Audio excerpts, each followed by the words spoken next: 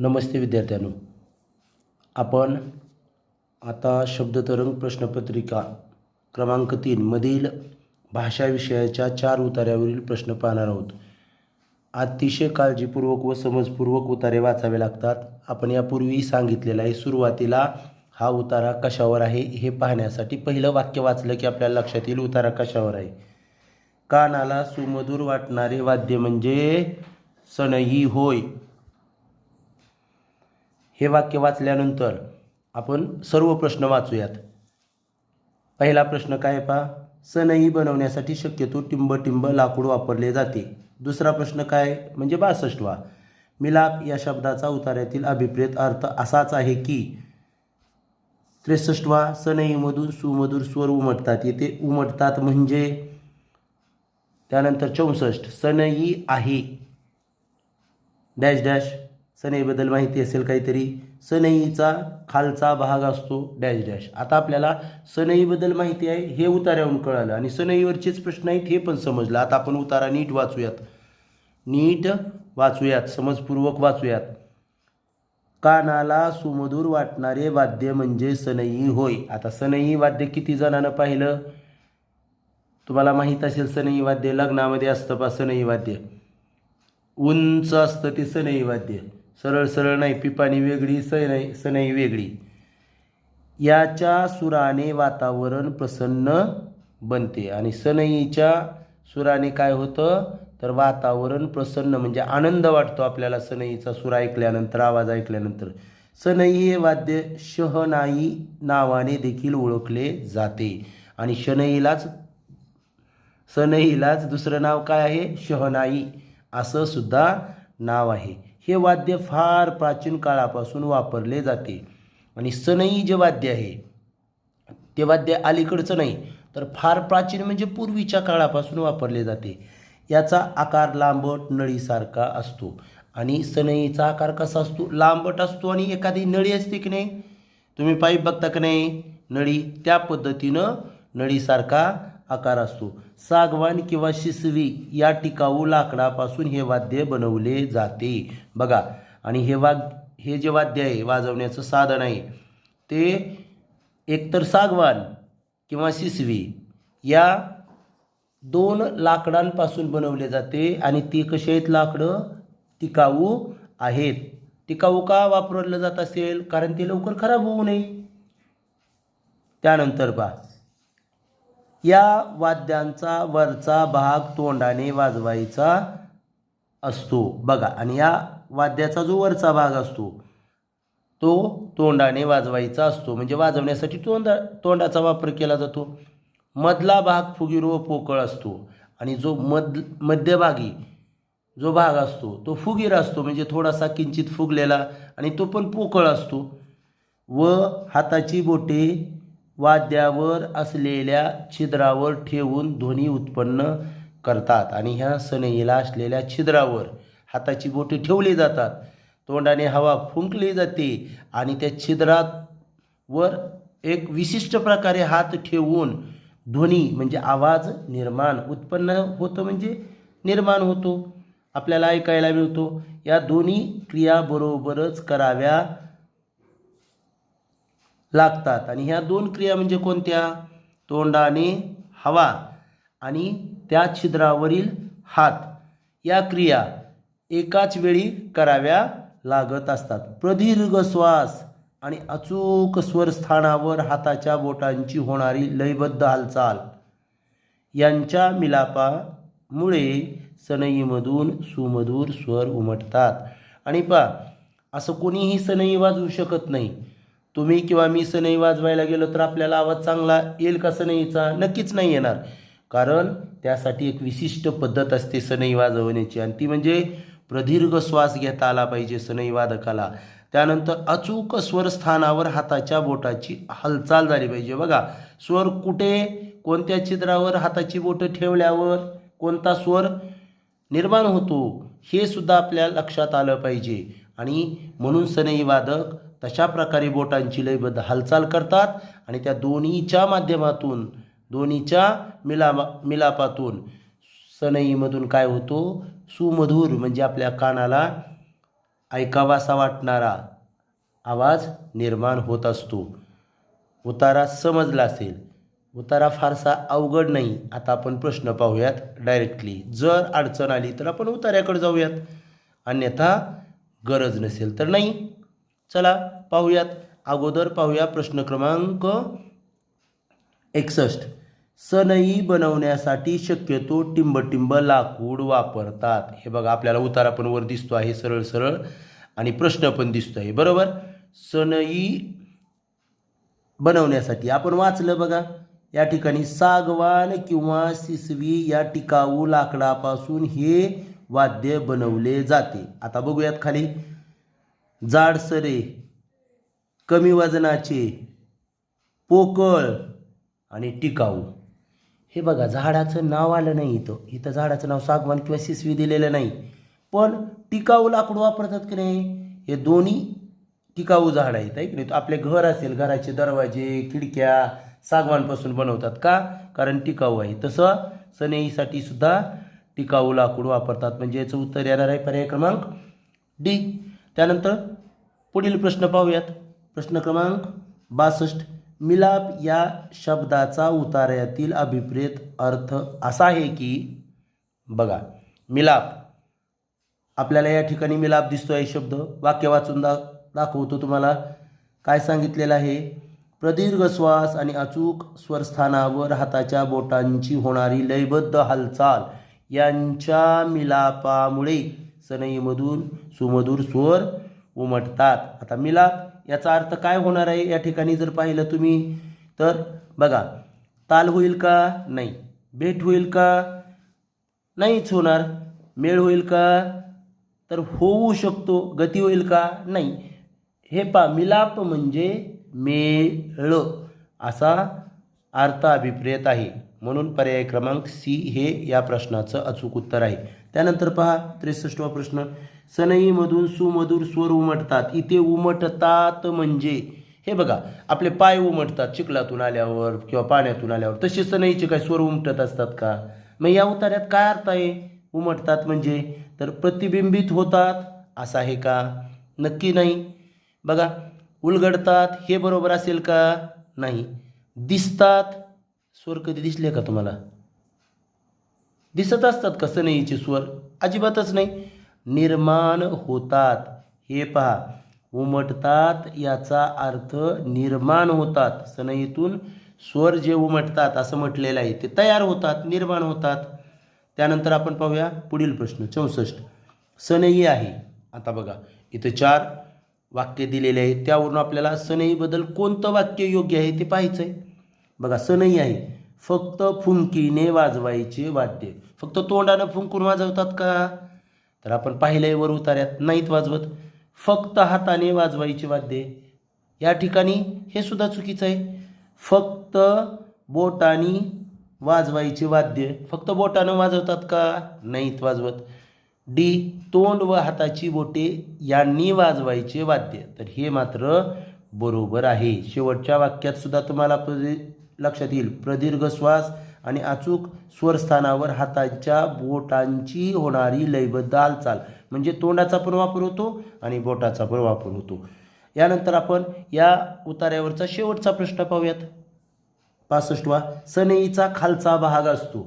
आता बघा, माझ्या लक्षात राहिलं नाही, मग मी असं लगेच काहीतरी लिहिल का, पोकळ असतो, फुगीर असतो, निमुळता, असं समजा माझ्या लक्षात असलं तरी मी समजतो की माझ्या लक्षात नाही, मग मी लगेच गडबड करेल का काहीतरी लिहिण्याची, अजिबात तसं करायचं नाही. डबल बघूयात ना आपण उतार्यात. तर आपल्याला लगेच हे बघा, वाक्यात इथंच आहे. इथं जर पाहिलं, मधला भाग फुगीर व पोकळ असतो व, दिसत नाही का, बर ओके, डबल वाचून दाखवतो. मधला भाग फुगीर व पोकळ असतो व खालचा भाग निमुळता असतो. आता प्रश्न काय, सनईचा खालचा भाग असतो. आता मला समजलं की नाही, खालचा भाग निमुळता असतो, मग निमुळता पर्याय क्रमांक सी. हे बघा, काही काही विद्यार्थी असे आहेत की तेवढं सुद्धा परत बघण्याचं कष्ट घेत नाहीत. वाचलेलं असतं काहीतरी लिहून टाकायचं, फुगीर पोकळ काहीतरी असं करतात, पण हे धोकादायक आहे. काळजीपूर्वक लिहिण्याचा प्रयत्न करा. यानंतर आपण उतारा क्रमांक 2 यावरील 5 प्रश्न सोडवणार आहोत. चला आपण आपल्या ठरल्याप्रमाणे पहिलं वाक्य वाचूयात. इंटरनेटच्या त्यालाच आपण महाजाल म्हणतो, आंतरजाल पण म्हणतो बा, माध्यमातून माहितीचा खजिना आपल्यापर्यंत पोहोचत असतो. वाक्य वाचलं. यावरून लक्षात आलं की आपल्याला हे इंटरनेटबद्दल काहीतरी आहे ह्या उतार्यात. महाजाल इथं म्हटलंय महाजाल, आंतरजाल आंतरजाल. आता बघा याच्यावरचे प्रश्न आपल्या ठरल्याप्रमाणे वाचूयात. अगोदर प्रश्न असा आहे, विकिपीडिया एक आहे. आता या विकिपीडियाबद्दल काहीतरी माहिती नक्कीच असणार आहे. पुढं विकिपीडियाचे कोणते मोठे वैशिष्ट्य उतार्यात सांगितले आहे. त्यानंतरचा 68वा प्रश्न आहे, भर घालणे याचा उतार्यात अभिप्रेत अर्थ आहे. भर घालणे वाक्प्रचार असल्यासारखा आहे की नाही, वाक्प्रचारच. 69वा प्रश्न आहे, विकिपीडियाबाबत कोणते विधान योग्य नाही. हे एक वाचायला पाहिजे बघा. योग्य आहे, योग्य नाही, अयोग्य आहे, अयोग्य नाही, सत्य आहे, या गोष्टी मात्र काळजीपूर्वक वाचल्या पाहिजेत. त्यानंतर पहा, उपलब्ध करून देण्यात आले आहे. तिथे उपलब्ध या शब्दाचा आशय असा आहे की, म्हणजे वाक्यात म्हणजे उतार्यामध्ये उपलब्ध या शब्दाचा अर्थ काय आहे हे पण विचारलेलं आहे. प्रश्न वाचल्यानंतर आपण आता उतारा वाचूया, समजपूर्वक उतारा वाचूया. आपल्या मनाला आणि आपल्याला उमजेल असा अर्थ आपण अगोदर त्याचा समजून घ्यायचा, एक एक वाक्य वाचून, आणि त्यानंतर प्रश्न सोडवूयात. इंटरनेटच्या म्हणजेच महाजाल म्हटलेला आहे, माध्यमातून माहितीचा खजिना आपल्यापर्यंत पोहोचत असतो. खजिना कशाला म्हणतो रे? खजिना आहे की नाही. अगोदर खजिना सापडला असं म्हणत होते बा, म्हणजे खूप सारं धन संपत्ती आहे की नाही, मोठ्या प्रमाणात. तसं इंटरनेटच्या माध्यमातून माहितीचा खजिना म्हणजे बरीचशी माहिती आपल्याला इंटरनेटमधून मिळत असते, इंटरनेटचा वापर करून मिळत असते, बरोबर. त्यानंतर पहा, विकिपीडिया हा महाजाल जगातील मोठा ज्ञानकोश आहे. बघा तुम्ही जर पाहिलं, एखादी माहिती जर शोधायला गेलात तर तुम्ही गुगलवर जरी गेलात आणि तुम्ही एखादी माहिती शोधली तर त्या ठिकाणी विकिपीडिया येतं. पहा विकिपीडिया म्हणजे त्यामध्ये बरीचशी आणि जे पाहिजे ती माहिती तुम्हाला उपलब्ध करून दिलेली असते. लक्षात घ्या, इंटरनेटवर विकिपीडियाचे संकेतस्थळ असून यावर विविध विषयातील लेख उपलब्ध करून देण्यात आले आहेत. आणि इंटरनेटवर संकेतस्थळ वेगवेगळे आहेत, तसं विकिपीडियाचं सुद्धा संकेतस्थळ आहे. आणि त्यात विविध विषयाचे तुम्हाला जे काही आवश्यक आहेत किंवा तुम्हाला ज्या विषयाची माहिती हवी आहे त्या विषयावरील लेख उपलब्ध करून देण्यात आलेले आहेत. म्हणजे उपलब्ध करून देण्यात आलेले आहेत म्हणजे त्या ठिकाणी आपल्याला सापडतात, मिळतात. या माध्यमातून जगातील कोणालाही त्याच्या भाषेत उत्तम दर्जाचा ज्ञानकोश उपलब्ध होऊ शकतो. आणि या विकिपीडियाच्या माध्यमातून जगामध्ये कोणताही माणूस असू द्या आणि त्याची भाषा कोणतीही असू द्या, त्याला त्याच्या भाषेमध्ये, अलग लक्षात, त्याच्या भाषेमध्ये उत्तम दर्जाचा ज्ञानकोश म्हणजे त्याला जी हवी आहे ती माहिती त्या ठिकाणी उपलब्ध आहे आणि ती मिळू शकते. या ज्ञानकोशाला अनेक लोक भेट देत असतात. म्हणजेच विकिपीडियाला अनेक लोक भेट देतात, म्हणजे त्या ठिकाणी सर्च करतात, शोधतात, पाहतात, तिथली माहिती समजून घेतात. काही जण लेखक म्हणून नवा लेख लिहितात किंवा आधीच्या लेखात भर घालतात. आणि बघा काय आहे, काही जण काय करतात, नवाच लेख लिहितात एखाद्या माहितीचा, एखाद्या विषयाचा. आणि काही जण मात्र काय करतात, अगोदरचा लेख लिहिलेला असतो त्यामध्ये भर घालतात, म्हणजे नवीन माहिती त्यामध्ये ॲड करतात, म्हणजे त्यामध्ये माहिती पुन्हा लिहिली जाते, दिली जाते. त्यानंतर पहा, विकिपीडियाचे मोठे वैशिष्ट्य म्हणजे तो तयार करण्यासाठी जगभरातील लोक एकत्र येतात. आणि विकिपीडियाचं एक महत्त्वाचं वैशिष्ट्य आहे की जगभरामधले जे काही लोक आहेत ते सर्वजण मिळून एकत्र येऊन, म्हणजे सगळेच नाही, जे काही ठराविक जे लेख लिहिणारे आहेत, जे माहिती लिहिणारे आहेत, ते लोक एकत्र येऊन काय करतात, ती माहिती त्या ठिकाणी लोकांसाठी उपलब्ध करून देतात आणि कोणतीही व्यक्ती त्यात योगदान देऊ शकते. आणि बघा, त्या विकिपीडियामध्ये कोणतीही व्यक्ती योगदान देऊ शकते असं आपल्याला या ठिकाणी सांगितलेलं आहे. चला आपण प्रश्न पाहूयात. तर पहा, पहिला प्रश्न आहे, विकिपीडिया एक आहे.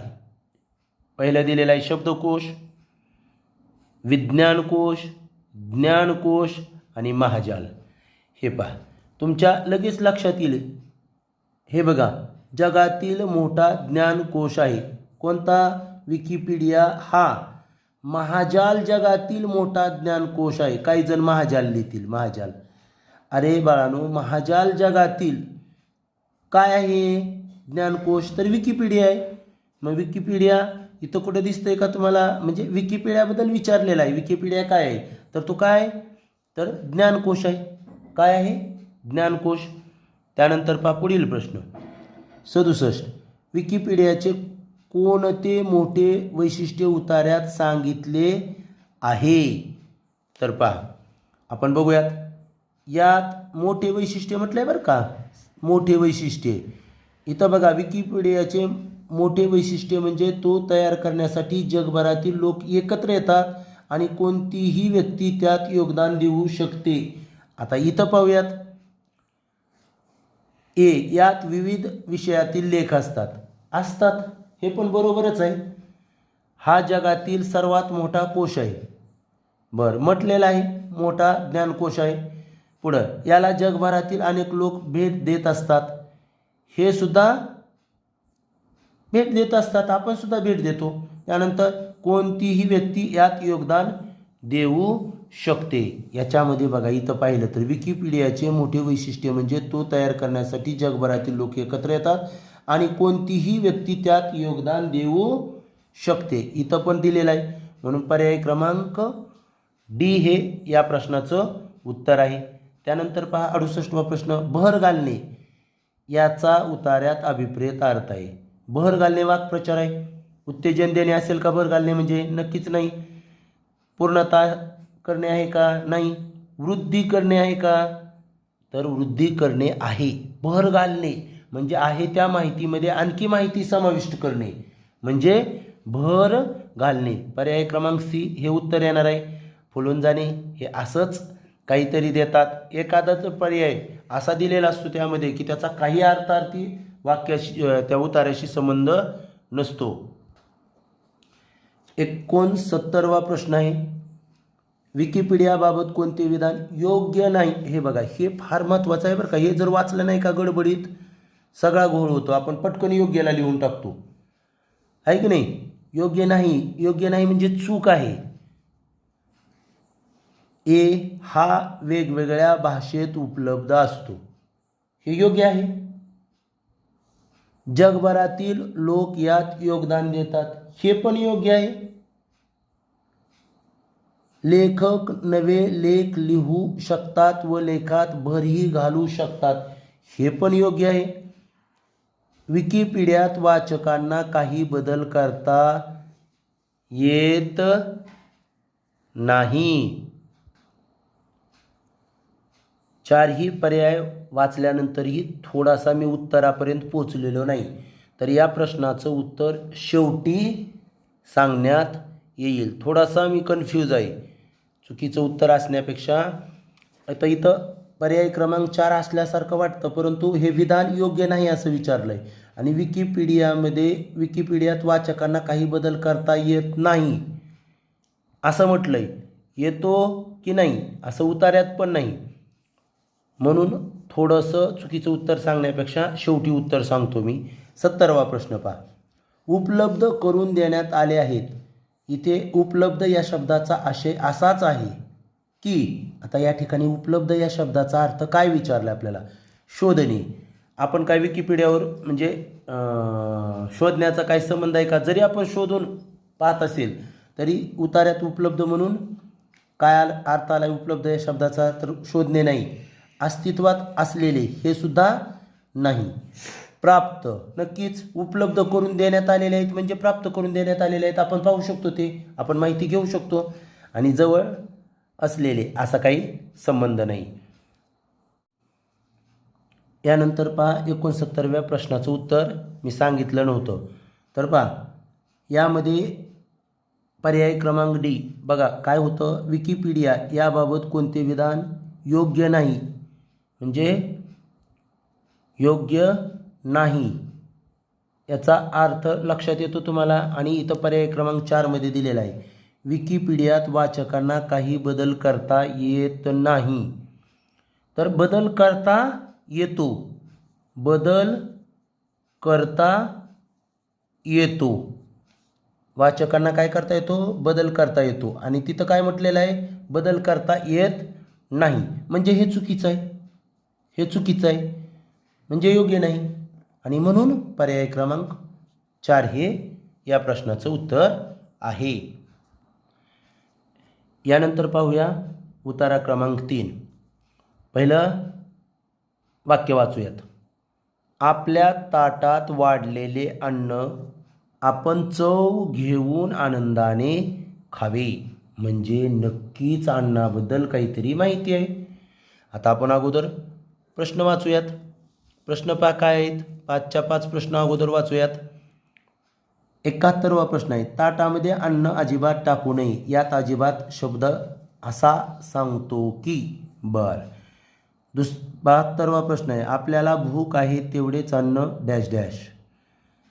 त्यानंतर 73, उतार्यातील शब्द खबरदारी यासाठी कोणता प्रतिशब्द वापरता येईल? प्रतिशब्द म्हणजे दुसरा शब्द, म्हणजेच समानार्थी शब्द, म्हणजेच त्याच अर्थाचा शब्द.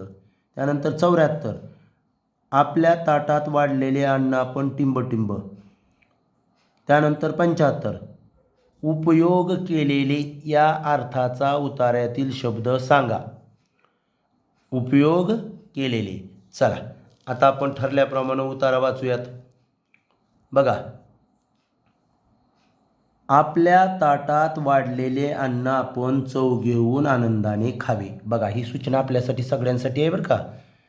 आपल्या ताटात जे अन्न वाढलेले असेल ते अन्न आनंदानं खाल्लं पाहिजे, त्यावर नाराज होता कामा नये किंवा मला हे आवडत नाही, मला ते आवडत नाही, मी नाही खाणार, अशा पद्धतीनं वागणं किंवा त्यानुसार वर्तन करणं योग्य नाही. जे काही असेल ताटात ते आपण आनंदानं खाल्लं पाहिजे. ताटामध्ये अन्न अजिबात टाकू नये. बघा काही लोकांना सवय जेवल्यानंतर अन्न ताटात ठेवण्याची असते, ती अतिशय वाईट सवय आहे. आणि मोठमोठ्या कार्यक्रमामध्ये, लग्नांमध्ये तर एवढं अन्न वाया घालवतात ताटामध्ये. पण जे अन्न वाया घालवतात ते अजिबात चांगले माणसं नसतात. म्हणून ताटात अजिबात अन्न शिल्लक नाही ठेवलं पाहिजे. घरी असो किंवा कुठंही कार्यक्रम असो, आपल्याला जेवढं हवं आहे तेवढं अन्न ताटात घेतलं पाहिजे आणि घेतलेलं अन्न खाल्लं पाहिजे, शिल्लक ठेवू नये.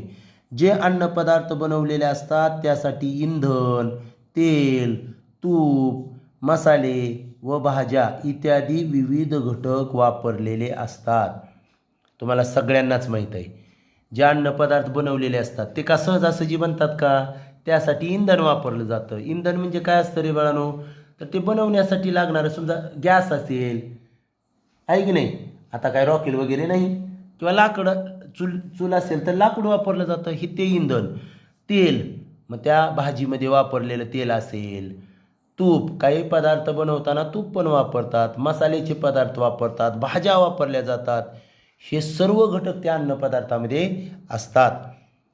शेतात श्रम करून गहू, ज्वारी, बाजरी, भात, भाज्या पिकवले जातात. आणि तुम्हाला माहीत आहे शेतकऱ्याला ते अन्न पिकवण्यासाठी शेतामध्ये खूप कष्ट करावं लागतं. मग शेतातून गहू, ज्वारी, बाजरी, भात किंवा भाज्या हे पिकवल्या जातात. त्यासाठी शेतकऱ्याला कष्ट घ्यावे लागते. ते बनवणाऱ्या व्यक्तीचे कष्ट असतात.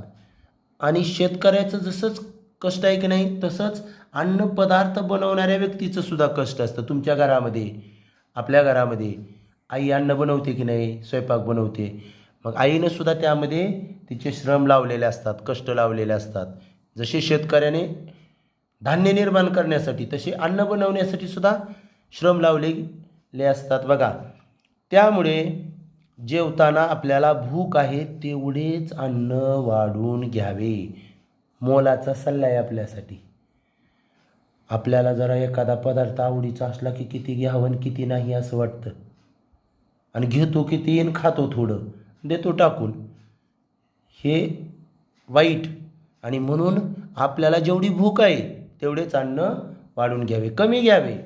मी तर म्हणतो थोडंसं कमी घ्यावे आणि जर गरज पडली तर आणखी डबल घ्यावे, पुन्हा घ्यावे. पण जास्त घेऊन ते वाया घालवू नये व कोणतेही अन्न वाया घालवू नये याची खबरदारी घ्यावी. आणि काहीही अन्न आपल्या ताटात शिल्लक राहणार नाही आणि टाकून द्यावं लागणार नाही याची खबरदारी आपण घेतली पाहिजे. खबरदारी घेतली पाहिजे म्हणजे आपण ते कटाक्षानं पाळलं पाहिजे, काळजी घेतली पाहिजे आपण. चला बघू आजपासून कोण कोण अशा पद्धतीनं वागतंय ते. तुमच्या मनाशी तुम्ही ठरवायचं. आपण सर्वांनी ठरवायचं की ताटामध्ये अन्न अजिबात शिल्लक राहिलं नाही पाहिजे.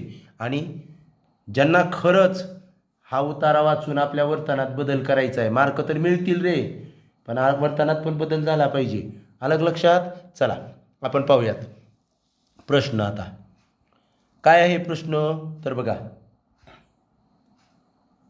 ताटामध्ये अन्न अजिबात टाकू नये. यात अजिबात शब्द असे सांगतो की, नीट लक्षात घ्या, अजिबात शब्द असे सांगतो की ए मोजकेच घ्यावे, बी जास्त अन्न टाकू नये, सी अत्यल्प टाकावे, डी मुळीच वाया घालवू नये. तर नक्कीच काय येणार आहे, मुळीच वाया घालवू नये. यानंतर आपण पाहूया पुढील प्रश्न.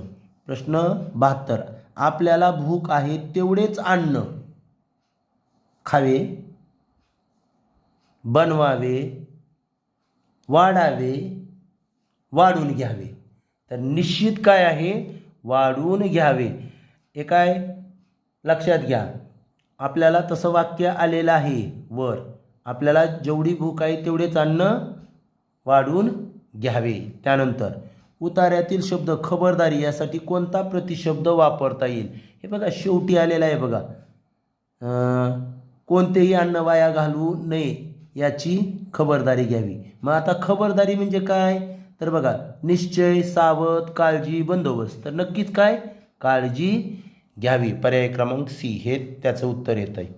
त्यानंतर आपण पाहूया 74वा प्रश्न. आपल्या ताटात वाढलेले अन्न आपण टिंब काय विचारलंय पहा. पर्याय ए जाईल तेवढेच खावे, कमी वाया जाईल असे घ्यावे, आनंदाने खावे, स्वतः बनवलेले असावे. तर काय असेल तर जे काही ताटात वाढलेलं अन्न आहे ते आपण आनंदाने खाल्ले पाहिजे. हे पहा कधी कधी आपल्या नावडीचं सुद्धा अन्न असेल की नाही, हां, मग ते अगोदर आपल्याला वाटलं की हे मी खाऊ शकत नाही वाढलेलं, तर ते अगोदरच आपण काढून ठेवलं पाहिजे. वाया घालवायचं नाही जे काही वाढलेलं असेल. आणि तोपर्यंत जे वाढलेलं आहे की नाही ते आनंदाने खावे. त्यानंतर बघा शेवटचा या उतार्यावरील प्रश्न 75वा प्रश्न. उपयोग केलेले या अर्थाचा उतार्यातील शब्द सांगा. उपयोग केलेले, पिकवलेले, वापरलेले, बनवलेले आणि वाढलेले. तर काय येईल याचा अर्थ, उपयोग केलेले. तर उतार्यात वर पाहिल्यानंतर आपल्याला लक्षात येईल की विविध पदार्थ बघा, जे अन्नपदार्थ बनवलेले असतात त्यासाठी इंधन, तेल, तूप, मसाले व भाज्या इत्यादी विविध घटक वापरलेले असतात. म्हणजेच काय केलेले असतात बघा, उपयोग केलेले असतात त्या पदार्थ बनवताना, अन्न घटक अन्न पदार्थ बनवताना त्यांचा वापर केलेला असतो. आलं लक्षात. यानंतर आपण शेवटचा उतारा जो आहे, उतारा क्रमांक 4 पाहूयात. चला, पहिलं वाक्य वाचूयात ठरल्याप्रमाणे. शौर्य म्हणजे अतिशय चौकस व धडपड्या मुलगा. हे बघा, आपल्याला शौर्य हे खरं तर तुम्हाला काहीतरी वाटायचं, पण या ठिकाणी शौर्य कोणाबद्दल वापरलेलं आहे? मुलाबद्दल. म्हणजे त्याचं नाव आहे. शौर्य नावाच्या मुलाबद्दलचा हा उतारा आहे असं आपल्या लक्षात आलं. चला प्रश्न पाहूयात. सुरुवातीला प्रश्न पाहूयात. प्रश्न काय आहे पहिला. शौर्य कोणत्याही कामाची जबाबदारी घ्यायला टिंबटिंब तयार असतो. उतार्यात शौर्य हा शब्द आहे. बरोबर, बघा आला प्रश्न तोच.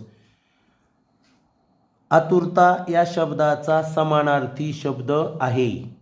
आतुरता या शब्दाचा समानार्थी शब्द विचारला. अंगावर घेणे या अर्थाचा उतार्यातील शब्द सांगा. हे बघा, अंगावर घेणे वाक्प्रचार आहे, त्याचा आपल्याला या उतार्यात आलेला शब्द सांगायचा आहे. परिच्छेदात हातखंडा हा शब्द कोणत्या अर्थाने वापरला आहे? आणि हातखंडा हा शब्द कोणत्या अर्थाने वापरलेला? ह्या उतार्याचा जर नीट विचार केला तर डायरेक्टली असे प्रश्न नाहीत बघा. याच्यात नीट विचार केला तर सगळे प्रश्न जवळपास, पहिला जर प्रश्न सोडला तर सगळे बाकीचे प्रश्न हे आपल्याला इतर वाचनावर किंवा आपलं वाचन जास्त असलं पाहिजे किंवा समजपूर्वक वाचन असलं पाहिजे, तरच आपल्याला त्या प्रश्नाची नीट उत्तरे लिहिता येतात. चला पाहूया पहिला प्रश्न. शौर्य कोणत्याही कामाची नाही, प्रश्नाच्या अगोदर उतारा वाचायचा आहे आपल्याला. चला उतारा वाचूयात. काय आहे उतारा? शौर्य म्हणजे अतिशय चौकस व धडपड्या मुलगा. शौर्य नावाचा मुलगा आहे, तो अतिशय चौकस. चौकस म्हणजे कुठल्याही गोष्टीची, कुठल्याही बाबीची तो चौकशी करतो, विचारपूस करतो, विविध प्रश्न विचारतो, त्याची माहिती घेतो, म्हणजे चौकस. बघा, खळखळत्या उत्साहाचा झराच मनाना, म्हणजे तो नेहमी उत्साही असतो, कधीही नाराज दिसत नाही, कधीही दुःखी दिसत नाही, नेहमी उत्साही असतो. सगळ्या कला कौशल्यात आपला हातखंडा असावा असे त्याला वाटते. हातखंडा असावा म्हणजे तो तरबेज असावा सगळ्याच कला कौशल्यात. त्याला असं वाटतं की मला सर्व आलं पाहिजे, सर्व कला आल्या पाहिजे, सर्व कौशल्य आले पाहिजे, सर्व आपल्याला माहीत पाहिजे. त्यासाठी तो सतत धडपडत असतो. कोणतेही काम असो, हा उत्साहाने त्या कामाची जबाबदारी घ्यायला तयार. आणि बघा, कोणतंही काम जर असेल आणि ते काम करायला सांगितलं तर लगेच तो तयार होतो. आणि तो पण कसं? उत्साहाने. जबाबदारी घ्यायला तयार म्हणजे ते काम करायला तो तयार असतो. सतत नवीन गोष्टी शिकण्याची आतुरता, आणि त्याच्यामध्ये एक गुण आहे. कोणता? तर सतत नवीन गोष्टी शिकतो आणि त्यासाठी तो आतुर असतो. म्हणजे त्याला कोणत्या नवीन गोष्टी शिकाव्या हे नेहमी मनातून वाटत असतं. कोणतेही काम शिकताना जिज्ञासू वृत्तीने शिकणार व ते काम करताना देखील मन लावून व आनंद घेऊन करणार. आणि बघा, कुठलंही काम असेल, नवीन काम असेल तर येत असतं का सुरुवातीला? नाही येत. पण तो काय करतो? तर कोणतेही काम शिकताना जिज्ञासू वृत्तीने, म्हणजे आपल्याला त्यातून त्या कामाची पूर्ण माहिती घेऊन, सर्व ज्ञान मिळवून तो ते काम शिकतो. आणि ते काम करताना देखील तो काय करतो? मन लावून आणि आनंद घेऊन करतो. हे काही विद्यार्थ्यांना सवयच असते, ते मन लावून कुठलंच काम करत नाहीत, अभ्यास करत नाहीत. आईवडील सांगतात म्हणून करतात, आईवडील सांगतात म्हणून शाळेत जातात, अभ्यासाला बसतात, पण मन लावून करत नाहीत. मग ते यशस्वी होतील का? त्यांचा त्याच्यामध्ये हातखंडा निर्माण होईल का? नक्कीच निर्माण होणार नाही. म्हणून कुठलंही काम मन लावून आणि आनंदानं केलं पाहिजे. हे कसलंही काम असू द्या, तुमचं आवडतं असू द्या अथवा ना आवडतं, मन लावून केलं की त्यामध्ये आनंद मिळतो आणि ते काम चांगलं होत असतं. त्यानंतर आजही सकाळपासून स्क्रूड्रायव्हरचे किट घेऊन एक गाडी बनवत होता. आणि बघा, मध्ये एक वाक्य राहिलं का माझ्याकडून? कंटाळा आनंद घेऊन करणार. कामाचा कंटाळा तू नाहीच, आणि म्हणजे त्याला कामाचा कंटाळा अजिबात नाही. आता मी काम केलं, हे काम मला करू वाटत नाही. आपण कसं म्हणतो, घरात एखादं काम सांगितलं तर, नाही आई मला आज कंटाळा आला आहे म्हणतो का नाही, मी अभ्यास करून थकलो आहे. पण तसा आहे का तो? नाही. आजही सकाळपासून स्क्रूड्रायव्हरचे किट घेऊन एक गाडी बनवत होता. आणि आज त्यानं काय केलेलं आहे, सकाळपासून एक स्क्रूड्रायव्हरचं किट, म्हणजे त्याच्यामध्ये सर्व प्रकारचे अवजारे असतात, आणि त्यापासून काय करत होता तो? गाडी बनवत होता. असा छोटासा उतार आहे, आणि अवघड नाही, पण प्रश्न मात्र सरळ सरळ उतार्यावर नाहीत. चला पाहूया पहिला प्रश्न. पहिला म्हणजे एकूण 76वा. शौर्य कोणत्याही कामाची जबाबदारी घ्यायला टिंबटिंब तयार असतो. तर नाईलाजाने, सक्तीने, उत्साहाने का धडपडून? तर नक्कीच या प्रश्नाचं उत्तर आहे उत्साहाने. पुढील प्रश्न आहे, उतार्यात शौर्य हा शब्द आहे, हे बघा, विशेषण, भाववाचक नाम, सामान्य नाम का विशेषण? तर शौर्य पाहिल्याबरोबर हे कुणाचं नाव आहे रे? एका मुलाचं नाव आहे, बरोबर. मग मुलाचं नाव आहे म्हणल्यानंतर काय असणार आहे? काय असणार आहे? विशेषण असेल का?